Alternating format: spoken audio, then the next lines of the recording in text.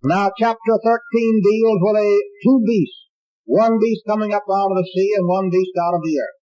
We read, I stood upon the sand of the sea and saw a beast rising up out of the sea, having 7 heads and 10 horns, and upon his horns 10 crowns. We read, power was given him to continue 42 months, and over all kindreds and tongues and nations, and all that dwell upon the earth shall worship him, whose names are not found written in the book of life of the Lamb slain from the foundation of the world.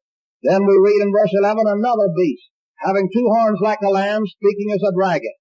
He comes out of the earth, and he exercises the power of the first beast before him. We won't have time, or we won't take time to go into a detailed reading of this passage, but just to identify these two personages. In verse 18, you have this first beast identified as a man. For here is wisdom. Let him that hath understanding count the number of the beast, for it is the number of a man. M-A-N. Didn't say the number of a religious system, a number of a political system, a number of a nation, such as the United States, as some people interpret this false prophet to be. It says the number of a man, and his number is 666. So this first beast is symbolic of a man. And the second beast, since he is called another in verse 11, is also symbolic of a man, to prove that they are individuals, and these two beasts symbolize 2 men. We have further revelations in this book itself. In chapter 16, verses 13 to 16, 3 unclean spirits like frogs will come out of the mouths of the dragon, the devil, who is called the devil in verse 9 of the 12th chapter, and so that's what the dragon symbolizes. So forget the idea that the dragon is a symbol of pagan Rome, and this beast is a symbol of papal Rome. For it says in 12:9 of Revelation, the dragon is that old serpent called the devil and Satan that deceiveth the whole world. And it says in the 18th verse of the 13th chapter, this second beast is a man.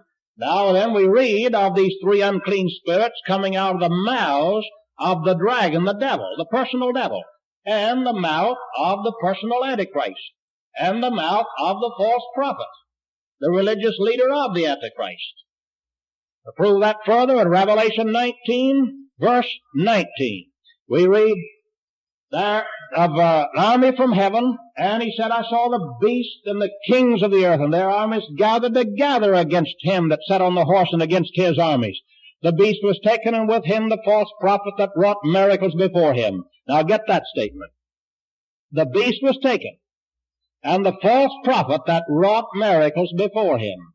See, referring to individuals, you see. They were taken, and both, we read, were cast alive into the lake of fire burning with brimstone.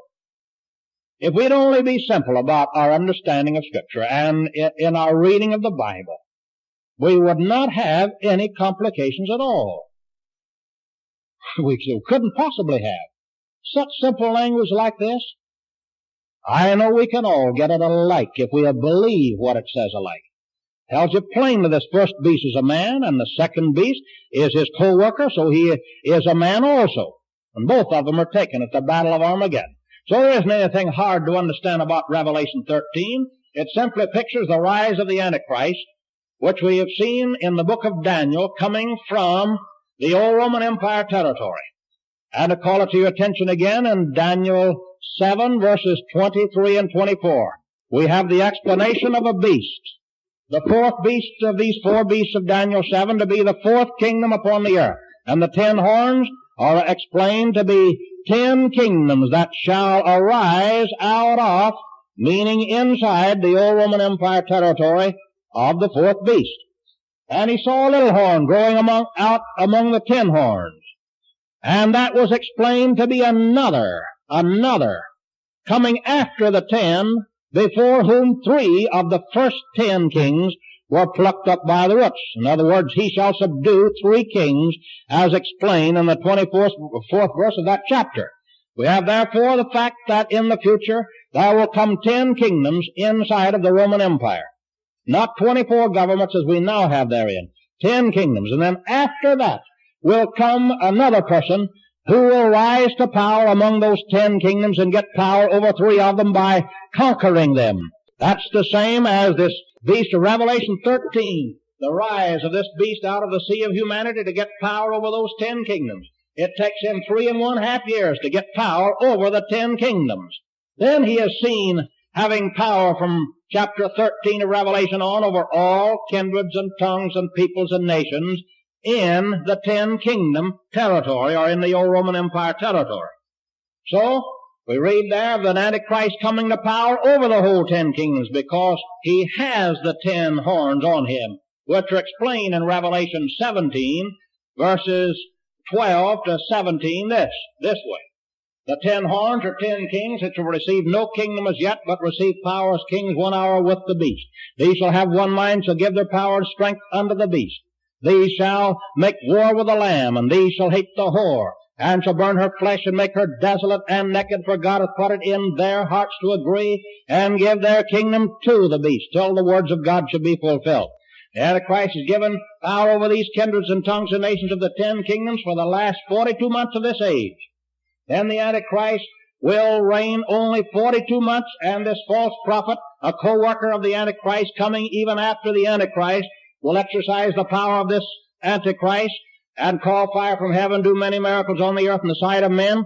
They'll even make an image to the beast and cause the beast to speak and cause as many as would not worship the beast to be killed. And read all the rest of this 13th chapter of Revelation and take it literally in connection with the fulfillment of the Scripture, in connection with these 2 beasts, and everything will be clear.